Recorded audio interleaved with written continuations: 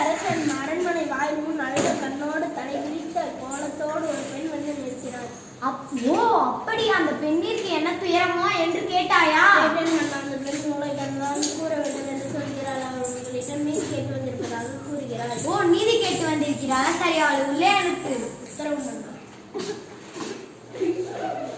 இளங்கொடி போன்ற பெண்ணே, அழுத கண்களோடு எம்மை காண வந்த காரணம் என்ன? நீயா? உனக்கு என்ன வேண்டும்? ஆராயாது நீதி வழங்கிய மன்னனை என்னையா யார் என்று கேட்கிறாய்? சொல்கிறேன் கேள். உலகம் வியக்கும் மன்னம் ஒரு புறாவுக்காக தன் உடனே தந்த சிக்கனை பற்றி அறிவாயா?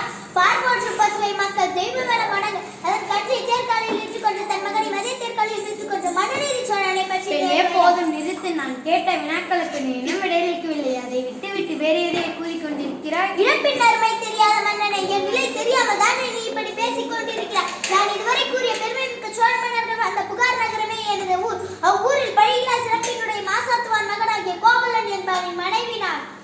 ஓ, இப்போது புரிகிறது. அந்த கல்வனின் மனைவியான். போதும் மன்னா, என் கணவனை இகழ்வதற்கு உனக்கு என்ன தகுதி இருக்கிறது? ஊழ்வினை பயனால் உன் ஊருக்கு வந்து என் காய்ச்சலமை விற்க வந்த என் கணவனை அநியாயமாக கொன்று விட்டாயே, நீ செய்தது தகுமா? பெண்ணே, போதும் நிறுத்து. கல்வனை கொள்வது கொடுங்கோல் அன்று. அஃது ஏற்புடையது, அஃது அறநெறியும் ஆகும். இதை அனைவருமே அறிவார்களே, உனக்கு தெரியாதா என்ன?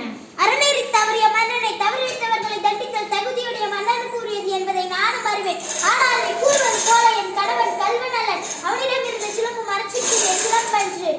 அதன் இணை சிலம்பு இதோ என்னிடம் உள்ளது. என் சிலம்பின் பரல் மாணிக்க கற்களால் ஆனது. பெண்ணே, நீ சொல்வது உண்மைதானே? உண்மையில் அரசிக்குரிய சிலம்பின் பரல் முத்துக்களால் ஆனது. ஆன்றோன் அவைகளிலே அனைவருக்கும் முன்னே உணர்த்துகிறேன். யாரும் கேட்காமல் நின்று சிலம்பை இங்கு கொண்டு வா. பெண்ணே, இதோ உன் கணவனிலிருந்து கைப்பற்றிய சிலம்பு. நீதி தவறாதவன் என்று உன்னை கூறிக்கொள்ளும் மன்னனை, ஒரு தவறும் செய்யாத என் கணவனை கொன்றது உன் அறநெறிக்கு இழுக்கு என்பதை இதோ மெய்ப்பிக்கிறேன். எங்கே பார். தவறழித்து விட்டேனே, பிறர் சொல்லை கேட்டு பெரும் பிழை செய்தேனே. யானோ அரசன், யானோ கல்வன்.